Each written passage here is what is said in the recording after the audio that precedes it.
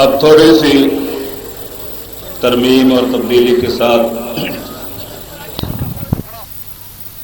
من الشیطان الرجیم بسم اللہ الرحمن الرحیم محمد الرسول اللہ والذین معه اشداء علی الکفار رحماء بینہم رسم حق و باطل ہو تو فلاح ہے مومن ہو ہلکا یارا تو وہ ریشم کی طرح نرم. حضرات محترم، آج میں آپ کے سامنے شان صحابہ کے ملک پر گفتگو کرنا چاہتا ہوں. ہر مسلمان کا عقیدہ ہے کہ تمام صحابہ کرام اور اہل بیت کی محبت دوسرے عام مسلمانوں سے افضل جاننا ضروری ہے. اسلام نے سبقت کی بنیاد پر صحابہ کرام رضوان اللہ علیہم اجمعین فضائل اور درجات کی بلندی پہ مختلف ہے. ان میں سے خلفائے اربعہ سب سے عظیم اور بہتر ہے. ان کے علاوہ اشرا مبشرہ صحابہ کو فقیہت حاصل ہے. خلفائے اربعہ کے علاوہ حضرت طلحہ، حضرت زبیر، سعد، سعید، ابو عبیدہ اور عبد الرحمن بن عوف رضوان اللہ علیہم اجمعین. ان کے بعد بدری صحابہ کرام رضوان اللہ علیہم اجمعین کا مقام ہے. علاوہ ازیں بہشت بری کی خوشخبری پانے والے دیگر صحابہ اور حضرت فاطمہ، حضرت حسن، حسین، ثابت بن قیس، بلال بن رباح اور بیعت رضوان میں شرکت کرنے والے تمام صحابہ کا مقام بھی عظیم تر ہے. اس عظمت و مقام کے پیش نظر اللہ اور اس کے رسول سے محبت کا تقاضا یہ ہے کہ صحابہ کرام اور اہل بیت سے محبت کی جائے. ارشاد باری تعالیٰ ہے فَسَوْفَ يَأْتِي اللَّهُ بِقَوْمٍ يُحِبُّهُمْ وَيُحِبُّونَهُ أَذِلَّةً عَلَى الْمُؤْمِنِينَ أَعِزَّةً عَلَى الْكَافِرِينَ يُجَاهِدُونَ فِي سَبِيلِ اللَّهِ وَلَا يَخَافُونَ لَوْمَةَ لَائِمٍ. اللہ تعالیٰ ایسے لوگوں کو لائے گا جسے اللہ تعالیٰ خود محبت کرے گا، اور وہ لوگ اللہ تعالیٰ سے محبت کریں گے، اور وہ لوگ آپس میں نرم دل اور کافروں پر سخت ہوں گے، اور وہ اللہ کی راہ میں جہاد کریں گے اور کسی ملامت کرنے والے کی ملامتی کی پرواہ نہ کریں گے.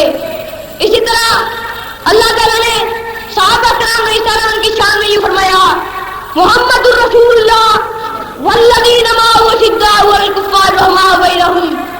محمد رسول اللہ صلی اللہ علیہ وسلم اللہ کے رسول ہیں، ان کے ساتھی کفار پر سخت اور آپس میں نرم دل ہیں. حضور اکرم صلی اللہ علیہ وسلم نے فرمایا میرے صحابہ کے بارے میں اللہ تعالیٰ سے خوف کرو رہو، کیونکہ اگر تم میں سے کوئی شخص ان سے محبت کرے گا تو میری محبت کی وجہ سے ان سے محبت کرے گا. اگر ان سے کوئی بغض کرے گا تو وہ میرے ساتھ بغض کرنے کی وجہ سے ان سے بغض کرے گا. اگر وہ ان کے ساتھ جس نے مجھے عزت پہنچائی اس نے اللہ کو عزت پہنچائی، اور وہ اللہ تعالیٰ کو عزت دیتا ہے وہ اللہ تعالیٰ کے احکام میں ہوگا. نبی کریم صلی اللہ علیہ وسلم نے اس حد تک فرمایا کہ میرے صحابہ کو گالی نہ دو، کیونکہ اگر تم میں سے اگر کوئی شخص ایک احد پہاڑ کے برابر بھی سونا فی سبیل اللہ خرچ کرے گا تو ان صحابہ کے مد یا نصف مد کے برابر بھی نہیں ہو سکتا.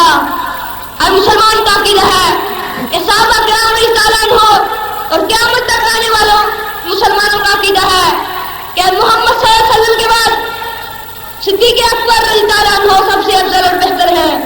رسول اللہ صلی اللہ علیہ وسلم نے فرمایا کہ اگر میں امت میں کسی کو خلیل و دوست بناتا تو صدیق اکبر کو بناتا. حضور عبداللہ بن عمر فرماتے ہیں کہ ہم حضور صلی اللہ علیہ وسلم کی زندگی میں یوں فرمایا کرتے تھے پہلے ابو بکر، پھر عمر، پھر عثمان اور پھر علی رضوان اللہ علیہم اجمعین. تو ہمارے اس جملہ اور ترتیب پر حضور صلی اللہ علیہ وسلم نے کبھی انکار نہ کیا. حضور اکرم صلی اللہ علیہ وسلم نے حضرت ابو بکر، حضرت عمر، حضرت عثمان کی شان میں اور پہاڑ کے کو مخاطب کر کے فرمایا اسکن یا اہدو احد رک جا، تیرے اوپر ایک نبی، ایک صدیق، دو شہید کھڑے ہیں.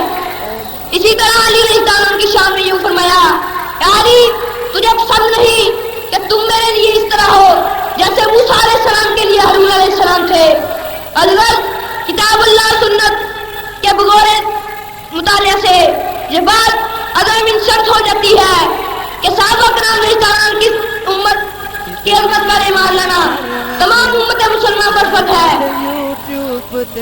اللہ تعالیٰ نے بذات خود اس بات کا اعلان فرمایا رضی اللہ عنہم ورضوا عنہ، اللہ ان پر راضی اور وہ اللہ پر راضی. آخر میں آپ کے سامنے اللہ تعالیٰ سے دعا کرتا ہوں کہ اللہ تعالیٰ مجھے اور تمام امت مسلمان کو صحابہ کرام رضی اللہ عنہم کے رسوا حسنہ پر چلنے کی توفیق عطا فرمائے اور صحابہ کرام رضی اللہ عنہم کی عظمت کی یہ بات بیان کرنے کے لیے جس طرح علامہ احسان الہی شہید اور میرے بابا یزدانی شہید نے جس طرح جامع شان نوش فرمایا، اسی طرح اللہ تعالیٰ ہمیں بھی صحابہ کرام رضی اللہ عنہم کی عظمت کے جھنڈے کو بلند رکھنے کی توفیق عطا فرمائے. کی محمد سے وفا تو نے تو ہم تیرے ہیں، یہ جہاں چیز ہے کیا لوہ قلم تیرے ہیں. واخر دعوانا